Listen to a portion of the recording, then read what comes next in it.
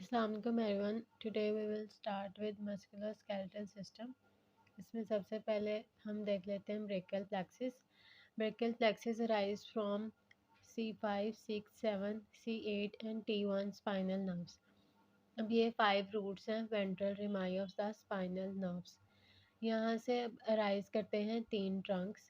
C5 और C6 से मिलके सुपीरियर ट्रंक, C7 से मिडल ट्रंक और C8 और T1 से मिलके इंफीरियर ट्रंक। उसके बाद इनकी एंटीरियर और पोस्टीरियर डिवीजन्स हो जाती हैं। सुपीरियर की एंटीरियर और पोस्टीरियर, मिडल की एंटीरियर और पोस्टीरियर, इंफीरियर की एंटीरियर और पोस्टीरियर। उसके बाद 3 कॉर्ड्स आ जाते हैं। तीनों की जो पोस्टीरियर डिवीजन है मिलके पोस्टीरियर कॉर्ड बना देती है।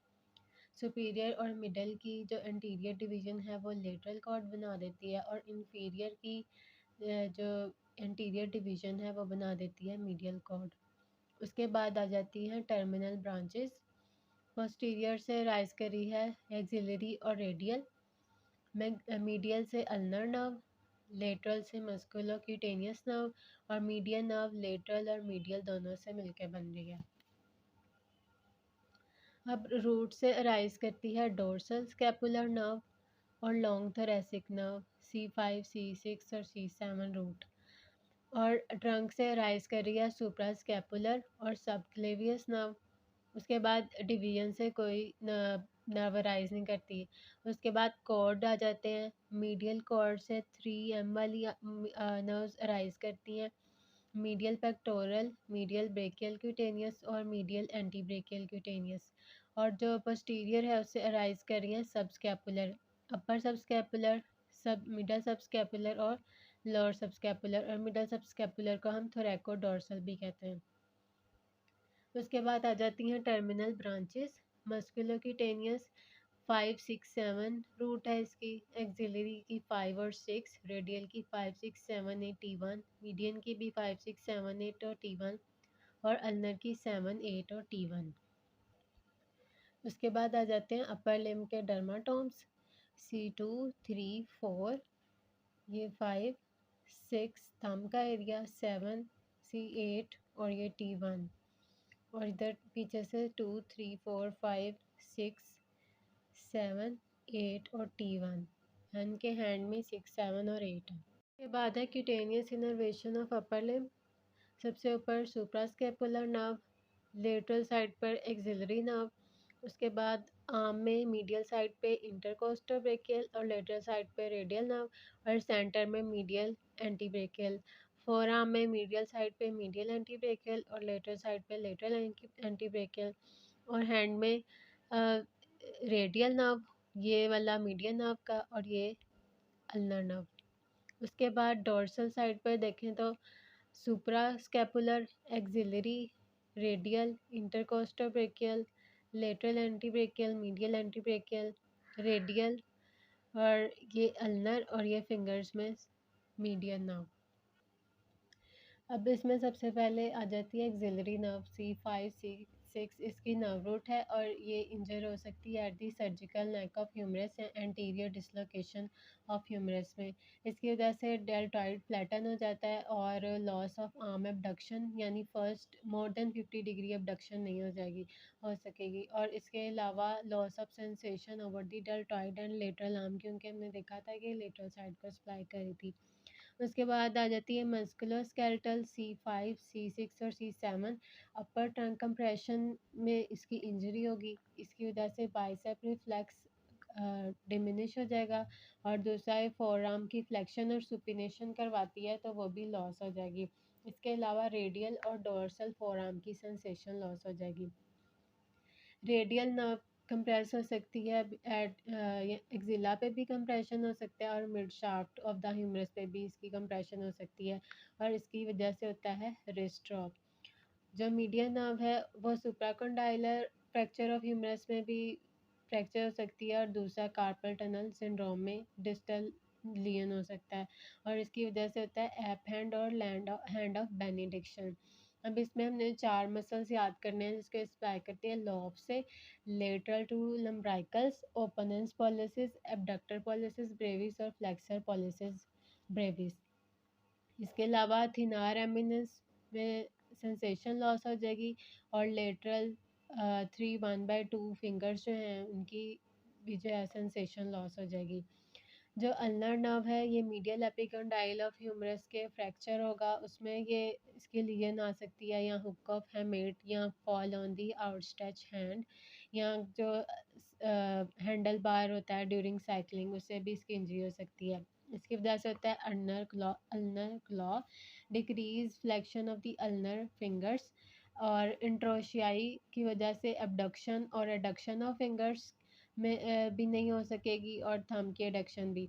इसके अलावा ये ulnar action of the ulnar two lumbrical muscles भी ख़राब हो जाएगा। इसके अलावा loss of sensation over ulnar 1.5 fingers including hypothenar eminence. Recurrent में क्या होगा, एप हैंड, और इसकी वजह से loss of thenar muscle, opposition, abduction और flexion of the thumb.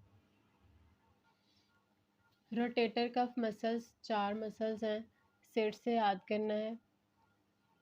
Supraspinatus, infraspinatus, teres minor और subscapularis.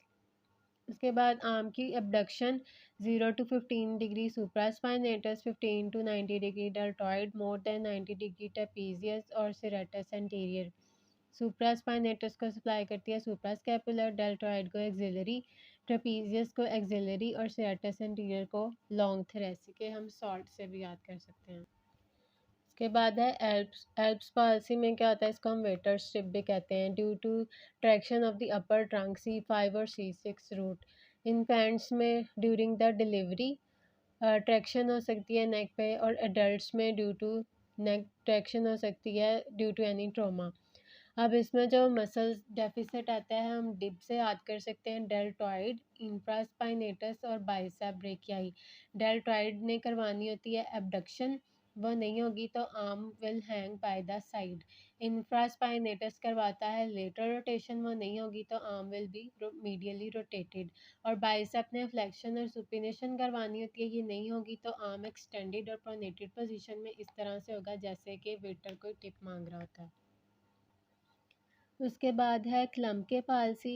It is due to traction of the lower trunk C8T1। Infants में अपवर्ड फोर्स लगती है ड्यूरिंग डिलीवरी उसकी वजह से, और एडल्ट्स में ड्यू टू ट्रॉमा। इसमें जो है ना intrinsic muscles of hand involve होते हैं, और इसकी वजह से होता है क्लॉ हैंड।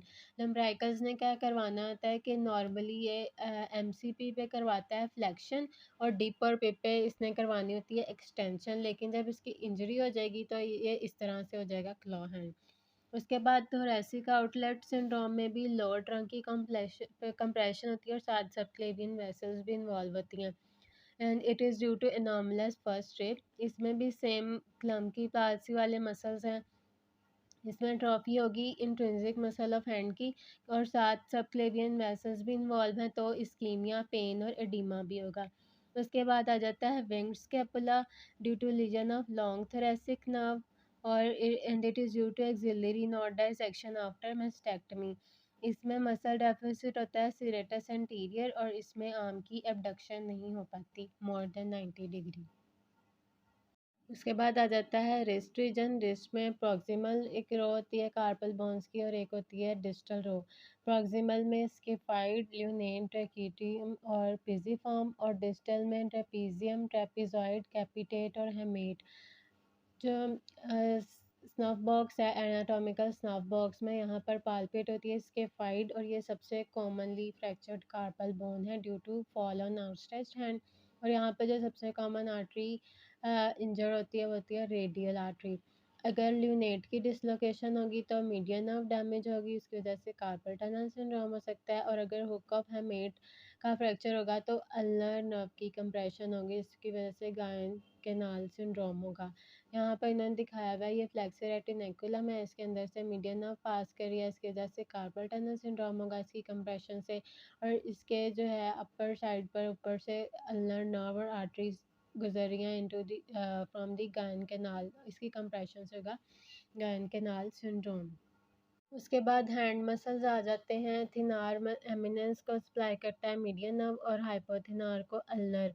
मीडियन के जो मसल्स हैं opens pollicis, abductor pollicis brevis और फ्लेक्सर पॉलिसिस ब्रेविस। और हाइपोअल्नर के जो है ओपनस डिजिटी मिनी, एबडक्टर डिजिटी मिनी और फ्लेक्सर डिजिटी मिनी, यानी कि दोनों ने ऑपोजिशन, एबडक्शन और फ्लेक्शन करवानी है। उसके बाद डोर्सल और पाल्मर इंट्रोशियाई दोनों को अल्नर नर्व ही सप्लाई करती है। ये पैड और डैब से इनका फंक्शन याद करना है कि डोर्सल इंट्रोशियाई अबडक्शन करते हैं और पाल्मर एबडक्शन करते हैं।